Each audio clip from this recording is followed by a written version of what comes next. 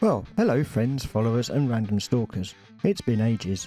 Sorry about that, but life happens, and right in the middle of my last project and intended build video, and after 2 years on the market, I finally sold my house.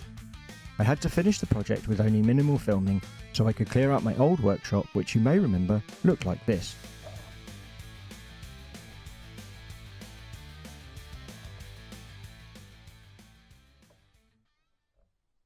Some time ago I cobbled together this animation showing the inside of my new double garage.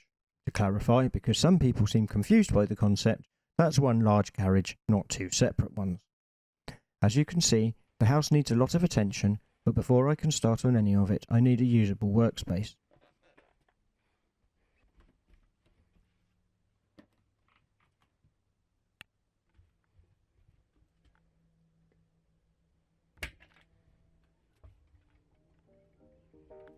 All the stuff from my old workshop, cupboards and garden shed ended up in the garage, as well as some random bits of bedroom stuff. So the first job was to tidy and sort, unleashing the dread creatures from the depths of hell in the process.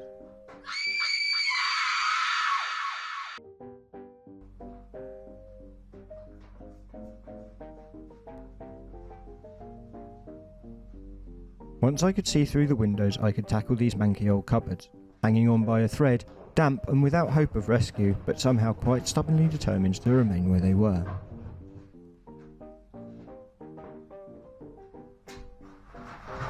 Wiper blade for a car I don't have. More wiper blades for a car I don't have.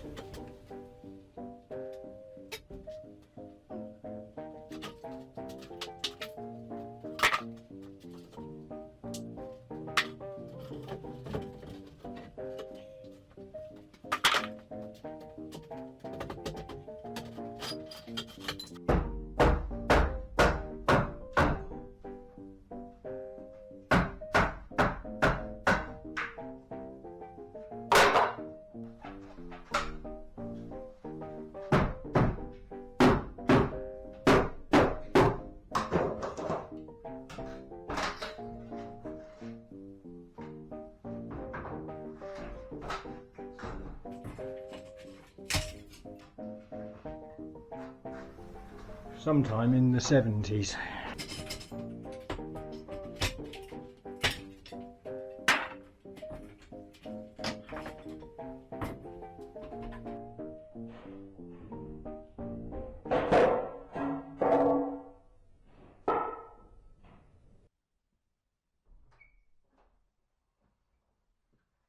I have loads of plans for this workshop, but also a limited budget, as all the money really needs to be ploughed into some of the major projects in the house. I'll be adding various things to the workshop as I need them, but with winter coming, insulating will be high on the list.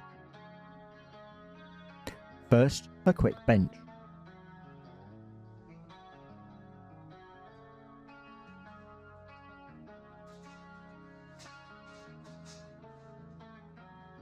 My old bench, which had looked huge in the old workshop, was now dwarfed by the new space, which is 5 by 4 meters approximate, and not fit for some of the tasks which lay ahead. In time I will build a fancy schmancy new one, but for now a make-do fitted one under the window will do the job.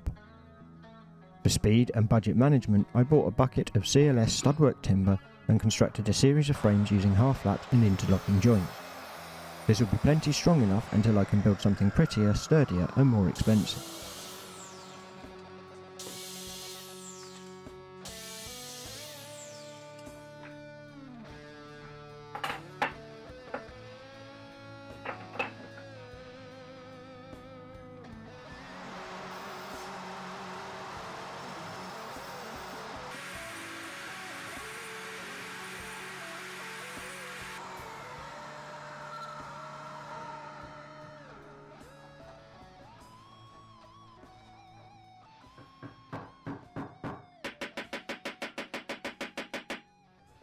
As is the way of things, during the move everything seems to have got lost, and is now hiding in a sulk, including anything recognisable as a sorted screw, so I resorted to a tray of random mixed fixings to find anything I could to hold these contraptions together.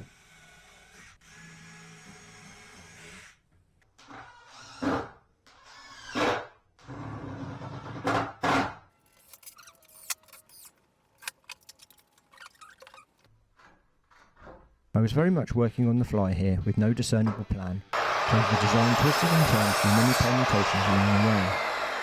Some joints got recut and moved, and there was a small error in measurement, but finally I got something I was reasonably happy with and which I could finally bolt to the wall.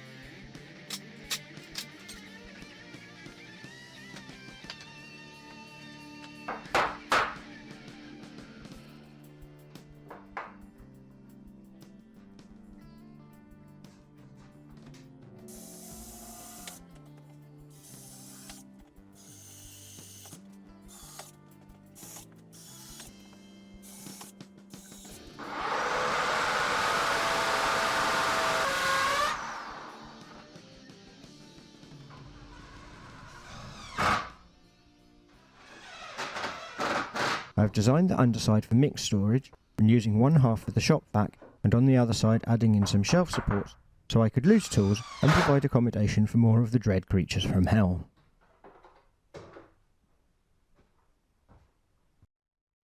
I have a piece of DNA encoded which won't let me throw anything away, so I've made the tops from the back panels of my old greenhouse, which our buyers had asked me remove.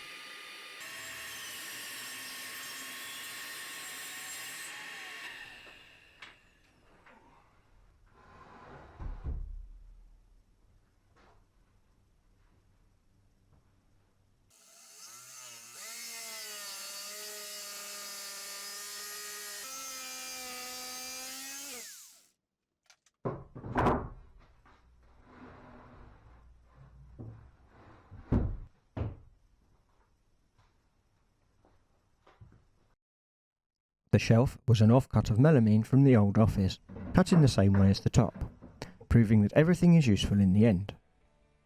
At this point, I suffered what I can only describe as a user-based ID10T camera malfunction, so unfortunately, making the toolboard and installing the vise will have to be left to your imagination. I'm not going to turn this channel into a full-blown renovation channel, but I am going to try and get some kind of vlog or diary type video up weekly or fortnightly, and some more in-depth build videos as I make things for the renovation. Please subscribe to see how I managed to restore a 1930s house and set up a pro-style workshop with less than 20 grand and a pocket full of delusions. And join me soon for the next exciting instalment of how I spent all the cash. Thanks for watching.